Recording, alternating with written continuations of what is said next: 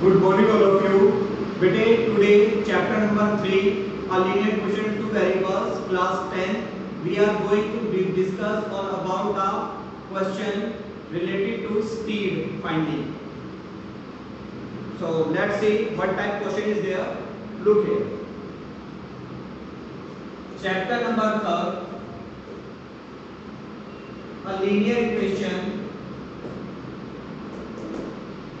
in two variables.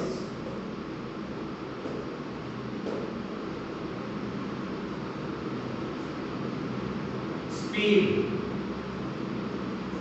related sum. Question is,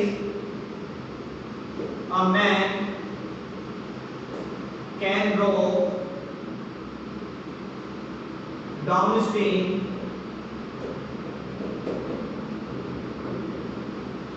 20 kilometers in 2 hours and upstream 4 kilometers in 2 hours. Find the speed of boat and speed of water current.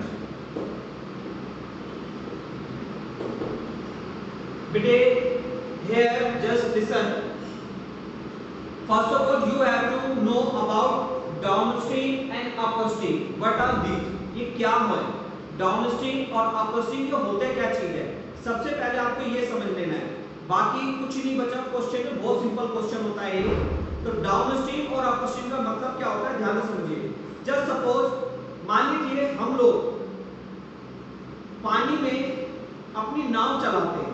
मान लीजिए हम पानी में नाव चला रहे हैं और हमारा जो पानी है वो इस तरीके से इस डायरेक्शन में बहता हुआ जा रहा है, ऐसे इस डायरेक्शन में, और हमने अपनी नाव पानी में उतारी और हम भी इसी डायरेक्शन में जा रहे हैं, इसी डायरेक्शन में। तो इससे क्या होगा, एक चीज तो निकलकर सामने आती है कि जो वाटर है, हमारा वाटर का जो करंट है which is going in this side, जो कि इस साइड में जा रहा है। मान लेते हैं पानी जो है उसका जो फ्लो है, जो बहना है, उसका स्पीड है, मान के चलिए वो 5 किलोमीटर पर आवर की स्पीड से बह रहा है पानी, और हमने अपनी बोट पानी में उतार दी और हम भी उसी डायरेक्शन में जा रहे हैं जिस डायरेक्शन में पानी जा रहा है। और हमारी बोट की स्पीड सपोज कर लेते हैं 15 किलोमीटर पर आवर है हमारी बोट की स्पीड, और पानी की स्पीड क्या थी, वाटर की स्पीड क्या मानी थी हमने, 5 किलोमीटर पर आवर। जब पानी की स्पीड 5 किलोमीटर है और इस डायरेक्शन में जा रही है, तो हमारा भी बोट इसी डायरेक्शन में जा रहा है जिसकी स्पीड है 15। तो इससे क्या होगा, हमारी बोट को जिसकी स्पीड 15 किलोमीटर पर आवर है, पानी की स्पीड उसको और धकेल देगी आगे की तरफ। यानी कि हमारी जो 15 है और 5 इसकी है, 15 तो जा रही है इस डायरेक्शन में, 5 क्या करेगी, अपनी इसमें प्लस कर देगा और कितनी बन जाएगी ये 20 किलोमीटर पर आवर। तो इसका अर्थ ये हुआ कि if we go in the same direction by taking our boat in favour of water direction, यदि हम पानी के डायरेक्शन में ही चलते हैं अपनी बोट को लेकर, then we get increment in our speed. तो हमारी स्पीड में बढ़ोतरी हो जाती है, क्योंकि आपका एक बात तो बताता हूं एग्जांपल के तौर पर। मान लीजिए कि अगर हमारे सामने अगर तूफान आता है, तूफान अगर इस डायरेक्शन में ऐसे करके जा रहा है, हवा इतनी तेज गति से ऐसे करके जा रही है, स्पीड में जा रही है, और हम भी इसी स्पीड में भले आगे की तरफ भाग रहे हैं उसी डायरेक्शन में, तो हवा हमें और धकेलेगी आगे की तरफ और भगाएगी आगे की तरफ। तो इससे क्या होगा, हमारी स्पीड में और ज्यादा बदलाव आएगा, यानी कि हमारी स्पीड और ज्यादा इंक्रीज हो जाएगी। तो इससे ये क्लियर होता है कि जब हम एक ही डायरेक्शन में चलते हैं तो हमारी स्पीड में बढ़ोतरी हो जाती है, इंक्रीजमेंट होती है। तो वही चीज यहाँ पर बताई गई है। तो जब एक ही डायरेक्शन में जब हम चलेंगे तो हमारी स्पीड में बढ़ोतरी हो जाएगी, तो वही उसी को कहते हैं डाउन स्ट्रीम। डाउन स्ट्रीम में हमारी स्पीड बढ़ जाती है। अब आते हैं, डिस्कस करते हैं अपस्ट्रीम के बारे में। Now we are discussing on about the upstream. अब अपस्ट्रीम के बारे में डिस्कस करते हैं। अपस्ट्रीम क्या कहती है कि कभी कभार क्या होता है कि भाई जैसे कि मान लीजिए जस्ट सपोज हमारी बोट जो पानी में है उसकी स्पीड, हमारी बोट की स्पीड है 15 किलोमीटर पर आवर और पानी की स्पीड है 5 किलोमीटर पर आवर। हमने बोट पानी में उतारी, लेकिन पानी के अंदर क्या हुआ, जो पानी है, वाटर है, वो इस डायरेक्शन में जा रहा है बहता हुआ, और हमने बोट अपनी उतारी, लेकिन हमें जाना है इस डायरेक्शन में। तो इससे क्या होगा कि हमारी स्पीड, जो पानी बोट की स्पीड है 15 किलोमीटर, जो पानी की स्पीड है ऐसे करके आ रही है, दोनों अपोजिट डायरेक्शन से स्पीड आ रही है, वाटर की स्पीड और बोट की स्पीड। वाटर और बोट जब दोनों अपोजिट डायरेक्शन में आएंगी तो हमारी बोट की स्पीड कम हो जाएगी, क्योंकि दोनों एक दूसरे से टकराएंगी स्पीड, तो स्पीड में कम हो जाएगी। इसी को कहते हैं अपस्ट्रीम कहते हैं। तो अपस्ट्रीम में जैसे हमारी बोट 15 किलोमीटर पर आवर की स्पीड से जा रही है और पानी उधर से 5 किलोमीटर पर आवर, तो 15 इधर से आएगी 5, दोनों माइनस होंगे तो 10 किलोमीटर की स्पीड हमारे बोट की रह जाएगी।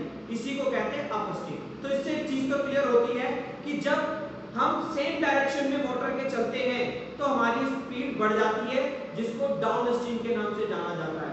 जब हम पानी के, वाटर के अपोजिट डायरेक्शन से अपनी नाव को लेकर आते हैं तो हमारी स्पीड कम हो जाती है, जिसे हम अपस्ट्रीम के नाम से जानते हैं। तो यही दो चीज होती है, डाउनस्ट्रीम एंड अपस्ट्रीम, जिसके बारे में हम अब क्वेश्चन में करेंगे। तो देखिए क्वेश्चन को ध्यान से।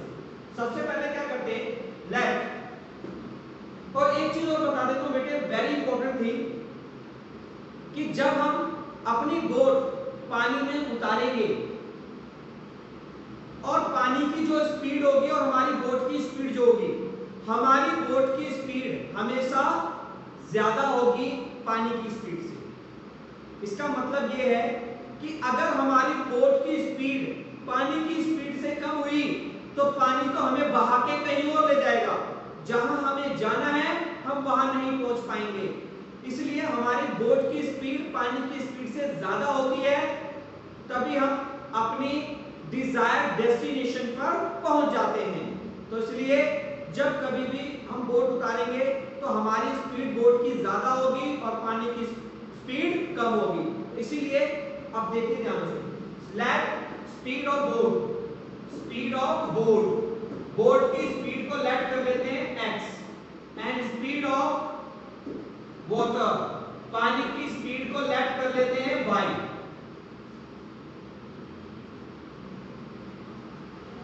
Here speed in downstream, यानी कि हमारी जो बोट है उसकी स्पीड हमने x लेट की है और वाटर की स्पीड क्या मानी है y।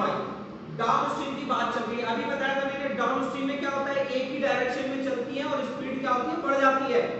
तो हमारी बोट ये रही पानी के अंदर और बात चल रही है डाउनस्ट्रीम की, तो हमारी बोट की स्पीड है x और पानी की स्पीड है y, और दोनों एक ही डायरेक्शन में जा रही है, यानी कि डाउनस्ट्रीम।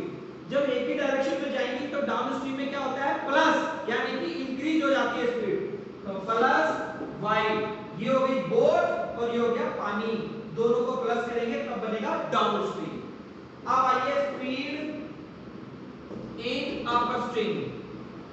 अपस्ट्रीम में उसकी स्पीड होगी, हमारी बोट की स्पीड x है और पानी की स्पीड y है। अपस्ट्रीम में क्या होता है, अगर हमारी बोट, सपोज हमारी बोट ऐसे करके जा रही है और पानी ऐसे करके आ रहा है, तो दोनों अपोजिट डायरेक्शन में आएंगे तो दोनों टकराएंगी स्पीड, तो स्पीड हो जाएगी कम, इसलिए माइनस का साइन लगेगा यहाँ पर। और एक चीज और क्लियर कर दूं मैं, हमने यहाँ पर x जिसे बोट की स्पीड कह रहे हैं, बोट की स्पीड है, तो बोट की स्पीड है x, यानी कि बोट की स्पीड जो भी होगी वो हमें आगे लिखनी है और पानी की स्पीड को पीछे लिखना है।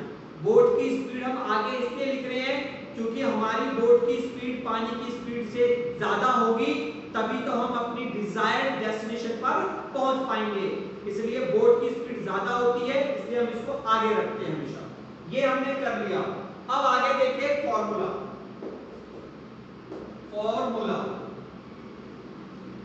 स्पीड इज इक्वल टू होता है डिस्टेंस अपॉन टाइम। सब जानते हैं इस फॉर्मूले को। Speed is equal to distance upon time. Now we are starting the work. अब करते हैं शुरू। आंसर देखो कैसे निकलेगा। स्पीड, पहले हम डाउन स्ट्रीम को लेते हैं। लिखा हुआ है क्वेश्चन में, a man can row downstream 20 kilometre in 2 hours. कह रहा डाउन स्ट्रीम जाता है 20 किलोमीटर और कितने समय लगता है? 2 आवर्स। सब फॉर्मूला कहता है, पहले स्पीड लिखो। डाउन स्ट्रीम की स्पीड है x plus y is equal to distance upon time.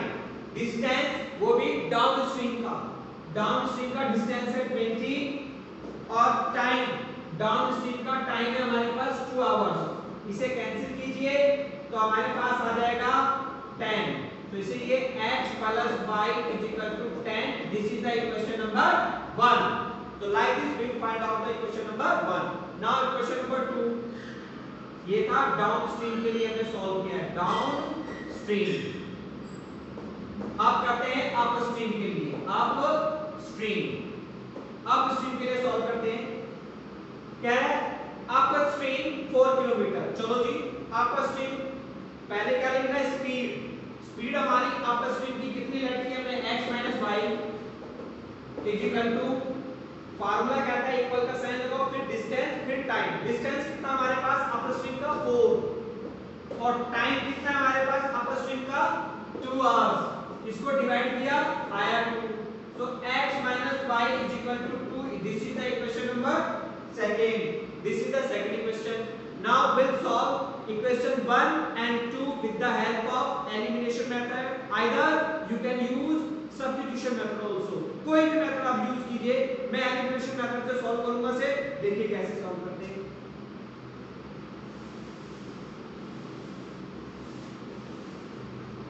By equation 1 and 2, दोनों इक्वेशन को आप x plus y is equal 10, x minus y is equal 2। Cancel this and this is the 2x, 10 और 2 12, so x is equal to 12 divided by 2, answer is 6. So x की value निकल गई 6. Now this x we will put in equation number 1. Put x is equal 6 in equation number 1. Equation 1 हमारे पास क्या थे? x plus y is equal 10. So this will write x plus y is equal 10. x के बदले in place of x we will write 6 because 6 is the value of x. x की value है 6 plus y is equal 10। 6 को जब इधर carry करेंगे तो बच जाएगा 10 माइनस 6, तो y is equal to 4। At last हमारे पास इसके आंसर निकला y का 4 और x का निकला 6। फिर लिखेंगे लास्ट में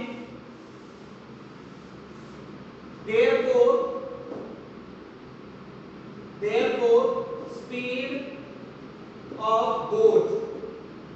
बोट की स्पीड हमारी x की, तो हमने निकाला 6 किलोमीटर पर आवर, और स्पीड ऑफ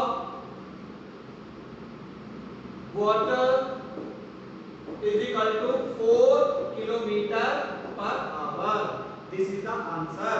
So बेटे like this we solve such type question. So these are not tough. Only one thing is there, important thing, that is downstream and upstream. ये downstream क्या होता है और upstream क्या होता है, इस पे ध्यान रखना। डाउनस्ट्रीम में स्पीड बढ़ जाती है और अपस्ट्रीम में स्पीड कम हो जाती है। कैसे होती है कम, कैसे बढ़ जाती है, ये मैंने आपको स्टार्टिंग में आपको एक्सप्लेन किया था। तो थैंक यू बेटे, आज के लिए इतना ही काफी।